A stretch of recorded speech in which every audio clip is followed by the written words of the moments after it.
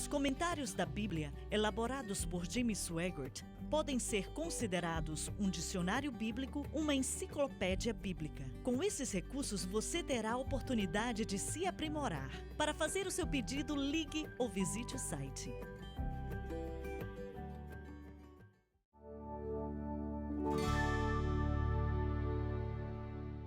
Estamos de volta. Provavelmente essa foi a razão pela qual se escreveu o livro de Hebreus, por Paulo, por causa das milhares de pessoas que foram expulsas da sinagoga. E muitos estavam voltando para o judaísmo, para tentar ter o respeito de seus pais e seja quem for que eles amavam, e estavam repudiando a Cristo. Isso acontecia ali, então.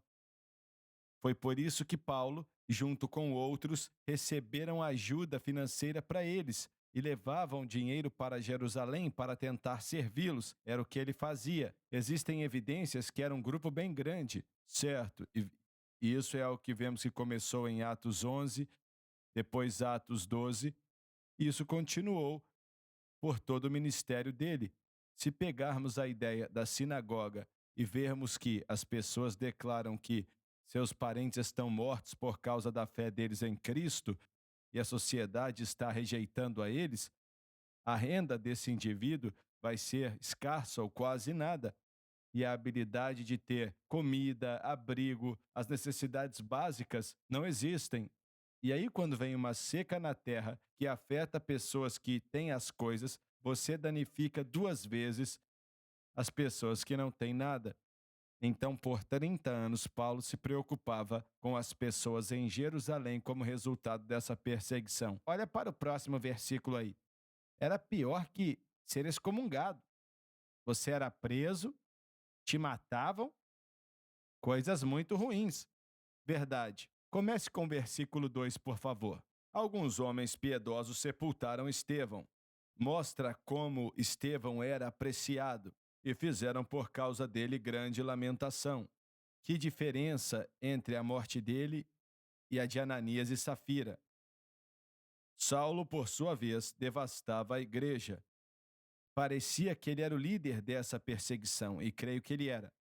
Indo de casa em casa, se refere às casas que ele sabia que tinham seguidores de Cristo.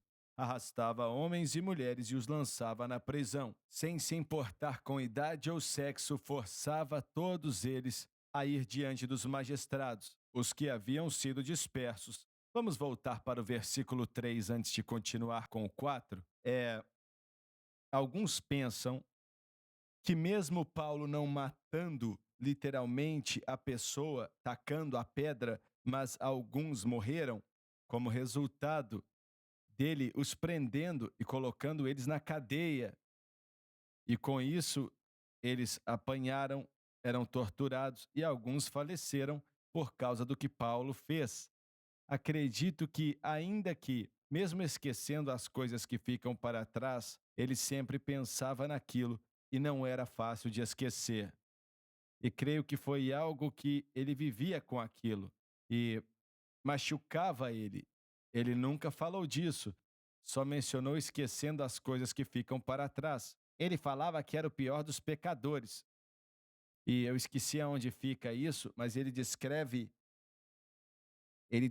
o que fez contra a igreja. É verdade. E outra coisa que temos que nos lembrar, ainda que Deus perdoe, as pessoas não esquecem.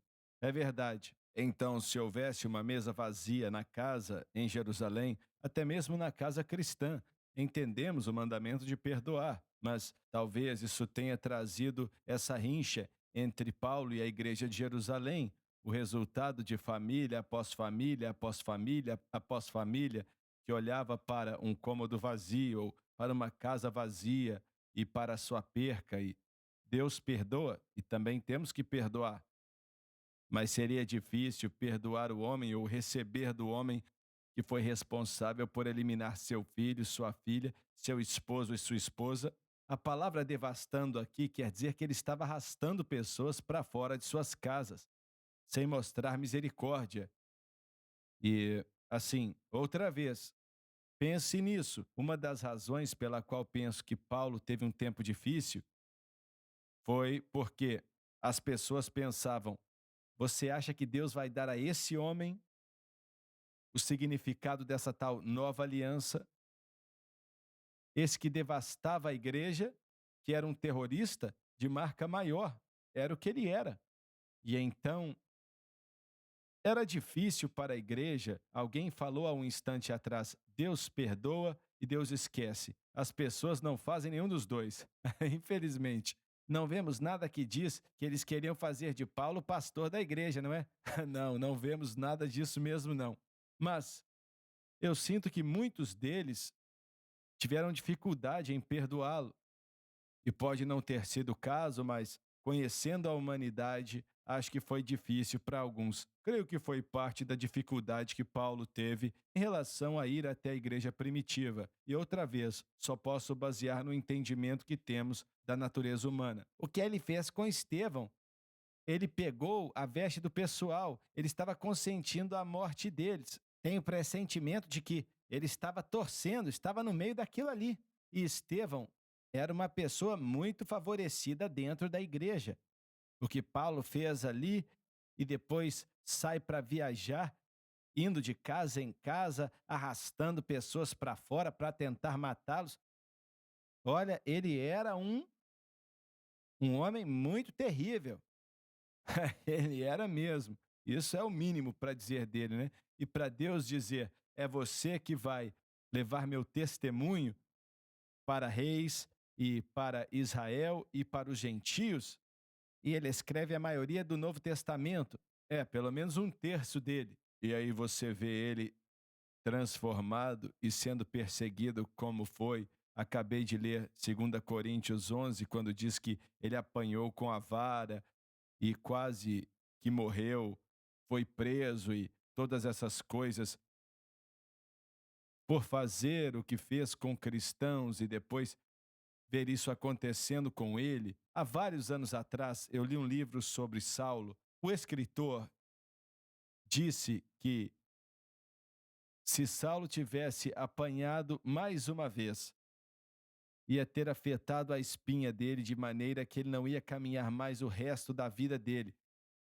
A situação era terrível, mas ele nunca deixou aquilo pará-lo ou diminuir seu ritmo, entendeu? E eu acredito que, assim, todas essas coisas, voltando para a pergunta que fizemos há alguns programas atrás,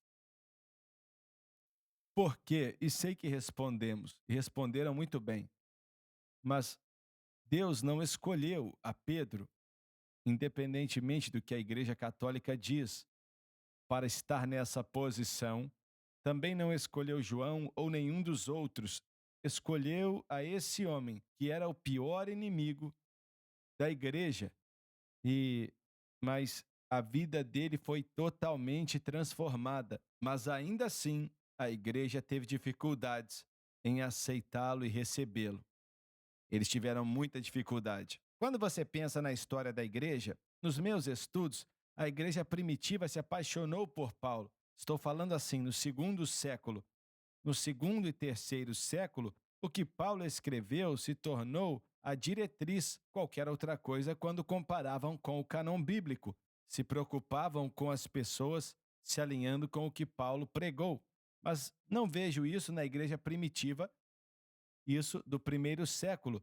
Acho que, como você ensinou e vocês explicaram, teve uma dificuldade na igreja primitiva, principalmente a de Jerusalém. Não aceitou Paulo rapidamente. Creio que as cartas dele, sem dúvida alguma, fizeram muitas cópias, mas era só isso que eles tinham para se apegar na igreja primitiva, nas igrejas que ele estabeleceu. A de Jerusalém, não teve nada a ver. Mas nas igrejas que ele estabeleceu, eu creio que eles leram e não sei se consideravam que era a palavra de Deus ou não, se era inspirada naquela época. Mas para guiar a vida deles e dizer como viver, era só o que eles tinham.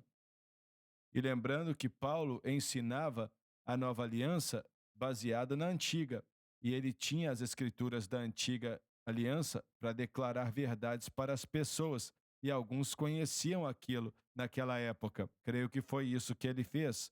Eles ainda tinham a antiga aliança, mas agora ela é explicada da maneira correta, apontando para o que tinha que apontar, explicado pelo apóstolo Paulo. Mas foram anos, e talvez, Dr. Gray, você saiba, ou Lauren, ou Dave, antes da igreja realmente aceitar suas epístolas.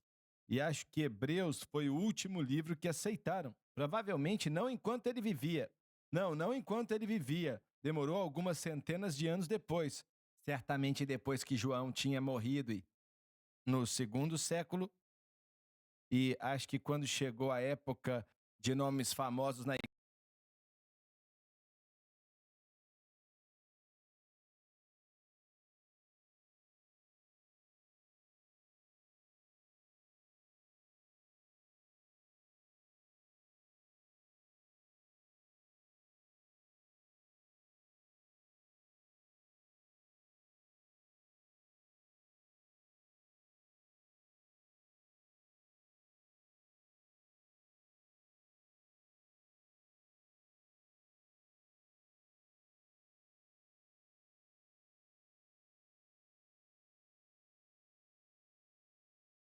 no programa, pois eu sei que você será abençoado. Eu te prometo.